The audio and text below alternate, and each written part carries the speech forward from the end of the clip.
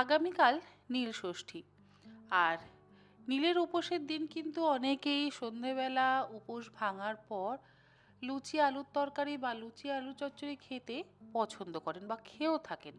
অনেকের সাবু ঠিক মতন সহ্য যেহেতু হয় না, সেই জন্য কিন্তু অনেকেই লুচি আলু চচ্চড়ি বা লুচি আলুর তরকারি বানিয়ে খেয়ে থাকেন। আজকে আমি আপনাদের সাথে মশালা আলু আর পুরি বা লুচির রেসিপিটা শেয়ার করছি।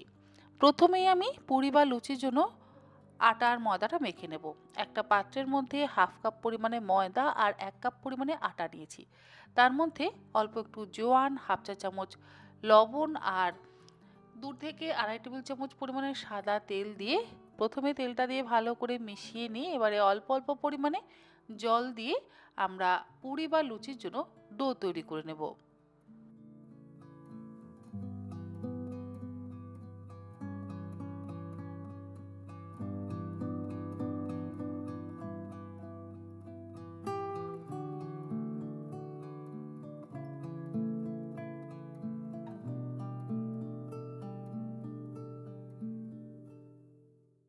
পুরি বা লুচির জন্য আটা এবং ময়দার ডোটা আমাদের তৈরি করে নেওয়া হয়ে গেছে। আমি খুব একটা শক্ত বা খুব একটা নরম ডো কিন্তু মাখিনি।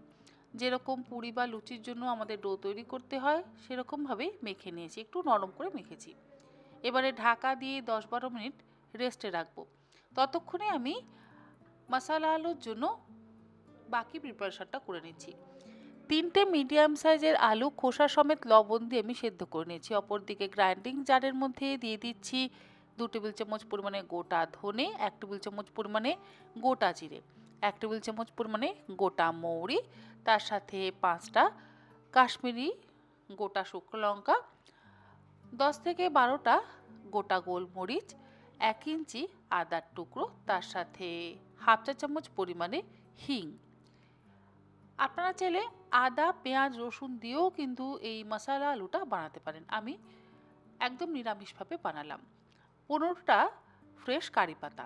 এরপরে একসাথে ভালো করে ব্লেন্ড করে নিলাম। দেখুন আমাদের মশালা আলু কারির জন্য কিন্তু মশালা একদম রেডি। এবারে সেদ্ধ আলুর খোসা ছাড়িয়ে চৌকো টুকরো করে কেটে নিচ্ছি।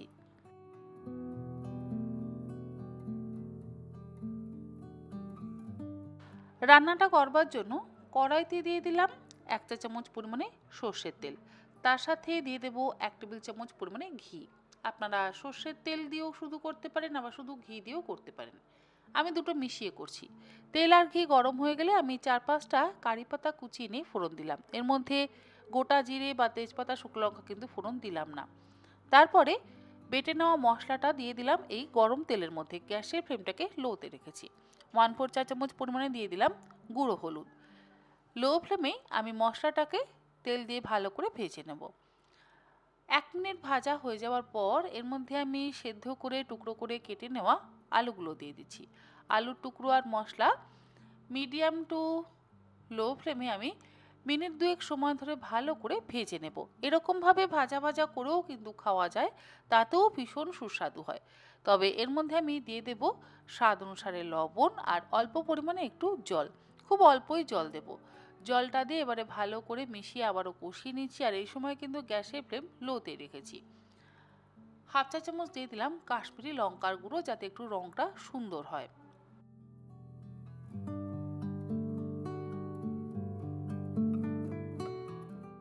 সমস্ত মশলা দিয়ে মিনিট 3 ভালোভাবে কষানোর পর এর মধ্যে আমি দিয়ে দেব ফ্যাটানো টক দই। 2 টেবিল চামচ পরিমাণে টক দই একটা বাটির মধ্যে নিয়ে ভালো করে ফেটিয়ে সেটা এর মধ্যে দিয়ে দিলাম। আর অল্প একটু জল আবার বাটির মধ্যে নিয়ে সেই জলটাও দিয়ে দিলাম। এবারে হাই ফ্লেমে মিনিট 3 ভালো করে কষিয়ে নেব।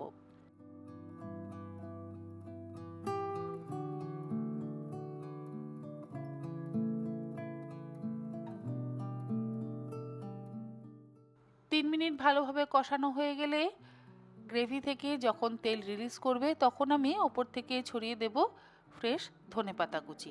আর গ্যাসের ফ্লেমটাকেও বন্ধ করে দেব। তৈরি হয়ে গেল মশালা আলু। খেতে অসম্ভব ভালো লাগে। এমন নয় যে রুটি দিয়ে বা লুচি দিয়েই খেতে হবে। আপনারা সাদা ভাত দিয়েও খেতে পারেন, আবার পরোটা দিয়েও বানিয়ে অবশ্যই খেতে পারেন। ভীষণ ভালো লাগে। যারা নিরামিষ খাবার খেতে পছন্দ করেন আর ডিফারেন্ট একটু আলুর তরকারি বা আলুর দমের রেসিপি খুঁজছেন তারা কিন্তু অবশ্যই এই রেসিপিটা ট্রাই করতে পারেন। আমাদের মশলা আলু তৈরি, অপরদিকে আটা ময়দার ডোটাও আমাদের সেট হয়ে গেছে। লুচি বা পুরির জন্য আমি লেচি কেটে নিচ্ছি। যেরকম সাইজের লেচি কাটতে হয় ঠিক সেই রকম সাইজেরই আমি লেচি কেটে নিচ্ছি। লুচির জন্য প্রমাণ সাইজে লেচি কেটে নেওয়া হয়ে যাওয়ার পর এবারে অল্প একটু তেল দিয়ে আমি গোল করে লুচিটা বেলে নেব। খুব বেশি মোটা বা খুব বেশি পাতলা করে কিন্তু কখনোই লুচি বেলবেন না, তাহলে আবার লুচি কিন্তু ঠিক মতন ফুলবে না। লুচি ফোলা পুরোপুরি নির্ভর করে মাখা এবং বেলার ওপরে, অবশ্য তাপমাত্রার ওপরেও, মানে তেলের টেম্পারেচারের ওপরেও অনেকটাই নির্ভর করে। কড়াইতে আমি বেশ কিছুটা পরিমাণে সাদা তেল ভালো করে গরম করে নিয়ে এবারে বেলে নেওয়া লুচিটা দিয়ে গ্যাসের ফ্লেমটাকে হাইতে রেখে উল্টে পাল্টে ভালো করে ভেজে নিচ্ছি। আমাদের লুচি মহারানী কিন্তু ভীষণ সুখী, যদি তার কোনো কিছু একটু এদিক থেকে ওদিক হয়ে যায় তাহলে কিন্তু সে আবার চুপসে যায়। আমরা তো ফুলকো ফুলকো গোল গোল লুচি খেতেই বেশি পছন্দ করি, তাই হাই ফ্লেমে আমাদের একটু সুখী লুচি মহারানীকে ফুলকো ফুলকো করে ভেজে নিতে হবে। তৈরি হয়ে গেল গোল গোল বলের মতন পুরি বা লুচি, আর তার সাথে মশলা আলু। আপনারা এইরকমভাবে একবার অন্তত মশলা আলুর রেসিপিটা বাড়িতে বানিয়ে খেয়ে দেখবেন। আশা করি আপনাদের সকলেরই ভালো লাগবে। যারা উপোসের দিনে খেতে চান তারাও খেতে পারেন, এবার যারা নিরামিষ খেতে চান তারাও কিন্তু যে কোনো দিন বানিয়ে খেতে পারেন। রেসিপিটা আপনাদের কেমন লাগলো অবশ্যই জানাবেন। আপনারা সকলে ভালো থাকবেন, সুস্থ থাকবেন। ধন্যবাদ।